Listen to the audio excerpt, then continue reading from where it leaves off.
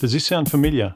You ask her, why did you stay in that unhappy relationship for so long if you knew he was the way he was and that he would never change?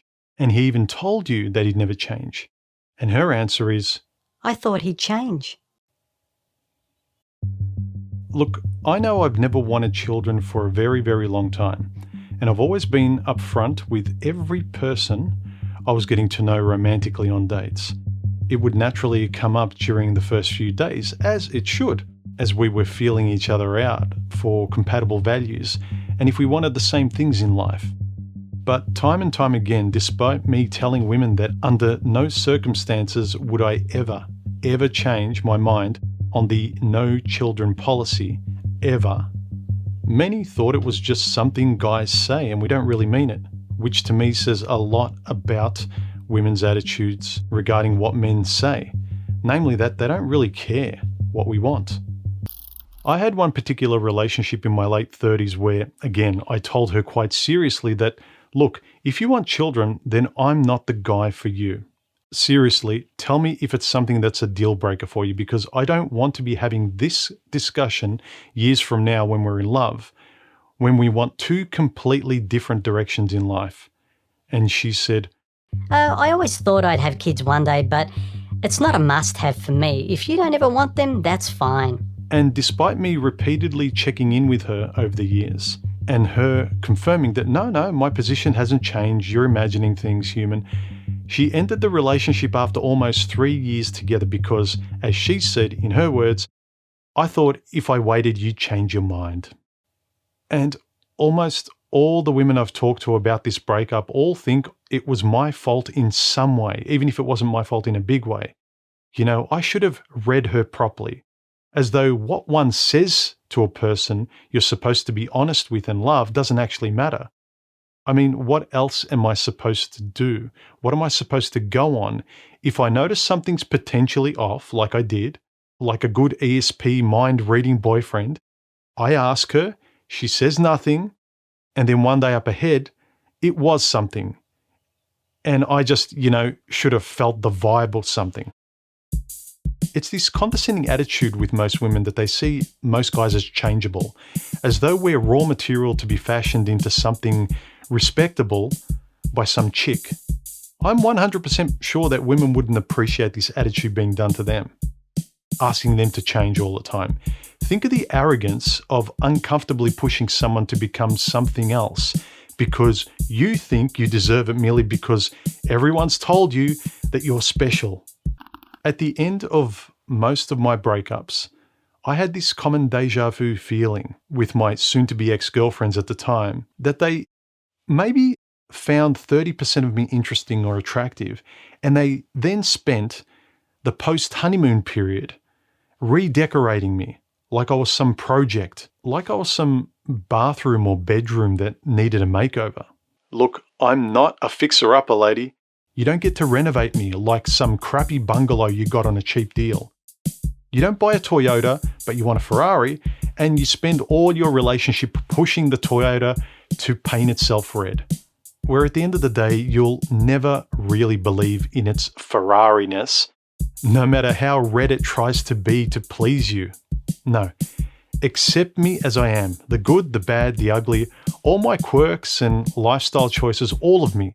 Otherwise, I have to ask, what exactly did you say I love you to at the beginning, if not for who I am as a person? And yes, I know I'm talking about most women here. Most women are just seeing what they want to see. There's this post-breakup cliche that we might get lonely after we've been single for a while and we start to miss our exes. But we forget all of who they are and everything that caused us to break up in the first place. We're only cherry-picking the positive highlights, putting them on like band-aids to alleviate our current sore. We're essentially choosing to see the very few things that kept us there right before we broke up with them at the end, like sex, food, and a warm body to sleep with. And we do our best to forget the horrendous personality clash that ended up breaking the relationship into pieces. We utter the bullshit words, what did we even break up for in the first place? It was so good. We do our best to ignore the elephant in the room. And so what does this say about a woman who expects her man to change? Does it mean I can just lie to her from the start? Because it doesn't seem to matter, since I'll be expected to change anyway, so I might as well bullshit her in the honeymoon period and get her into bed like most guys do. This is absurd. So you can't win. If you stand by who you have been from the start, you're accused of inflexibility and not wanting to change, and it's my fault for not wanting to change. But if I do change, well then, she can accuse me of, you lied to me, and she never signed up for this. You've changed, human. It's almost like most women want the man to be lying at the start to fit her narrative, so then if they want to break up, they can pick any position to break up from. They get excited over this Hollywood romantic drama that somehow things work out, when it never really does. Fuck, it's hard enough for men and women to get along because we're so different, without making it even harder with misunderstanding and this kind of guesswork. Talk about making relationships even harder than they ought to be. There's this old popular fairy tale where the princess kisses the frog and he turns into a prince. The lesson, I think, for women here is the man you don't really want will turn into the man you really want by magic. And so in real life, it's bad enough that princess is constantly complaining to her frog in a relationship for being a frog, but it tries to shame the frog for being someone he isn't and can't be. So instead of her feeling shame for her narcissistic delusion and pulling this frog into her batshit crazy world, I would offer women the question, why did you choose a frog to get annoyed at? But okay, let's entertain the entitled child. So she blames me for not changing. But did I ever say I would? Did I ever say I wanted to change in the way she wanted me to change? Did I promise to? Because then she'd have a right to complain. She could say, you promised to change and you never did. Or was the reality that I knew who I was, I wouldn't change because I saw no point to, because I get along with family and friends that think I'm fine? I would offer that the reality is more like she kept her mouth shut, she kept it shut in hope, with her naive storybook fantasy, then gave up hoping that this frog would become her knight in shining Armani. Isn't that really the reality that happened? In a recent serious relationship, I started seeing a girl who was a huge traveller, and despite me warning her and saying, hey, look, I don't have the travel bug like you do, I'll come with you once in a while, but I can neither afford your hobby nor want to spend the amount of time travelling like you do. To which she said it was fine as long as I'd still join her every now and then, but that she was tired with that nomadic travelling lifestyle and wanted to settle down into a serious relationship with someone in Melbourne. But, just like the other girlfriend in the earlier story I mentioned, this one also broke up with me because, in her words, I just didn't realise how important travelling was to me and how different we are. And I was just shaking my head internally because, look, I did realise it at the start, and that's why I fucking kept talking about it with you before we got serious, so that you might be honest with yourself and me, and to make sure I wasn't amplifying something out of proportion. If I can't trust you to be honest about something important, then what is the point in trusting you as a partner? Can I believe anything you say? And this is the excuse that myself and many guys I've spoken to get tired of.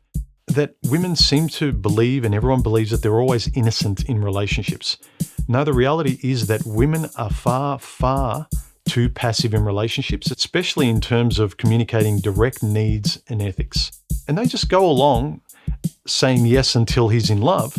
And then when they feel it's their relationship now, because they have him, both emotionally and legally, it's then that they start revealing who they really are and what they really want. Women love avoiding direct communications, so they use the excuse of romantic mind reading that apparently I should be good at because, us guys are really known for being good at that kind of stuff. What's next? I can be annoyed at women for not playing sport as well as me. She'll say that she shouldn't have to spell it out for me. Well, sorry, you should. You have to spell it out to everyone else in your life if you want them to understand what's swimming around in your head. So why not offer me that same basic courtesy? Over years, I've had the shaming language of a real boyfriend would understand that when a woman feels this, it means that she needs that. I swear it's like they keep making up the ending of a little story on the spot in their head, except it's the life you're trying to live with her. Look, I know it would be rude to ask a woman to change her core of who she is, and then gaslight and manipulate her into feeling shame and insecurity over it, like women seem to love doing to us guys, boyfriends and husbands. Watch my recent video about gaslighting for more on this topic. Look, if you have a sense of who you are, yes, you grow, that's life, you progress, but you don't change for another under emotional blackmail. Whenever an ex redrew the map we both agreed on yesterday and then laughed at me for not pretending that was the same map today, I got annoyed. Why? Because it's a condescending game that everyone hates being played on them. It demoralizes you and makes you mistrust yourself in the relationship. So of course these types of changing relationships where they change their mind and expect you to change your mind along with them, they end because you get worn out mentally. The basic point, gentlemen, is that you do not have to change if you never agree to it. Let me know your experience with women who are annoyed that you didn't change in the comments below. Feel free to join the channel, subscribe, and I'll see you in the next video. Later. Bye.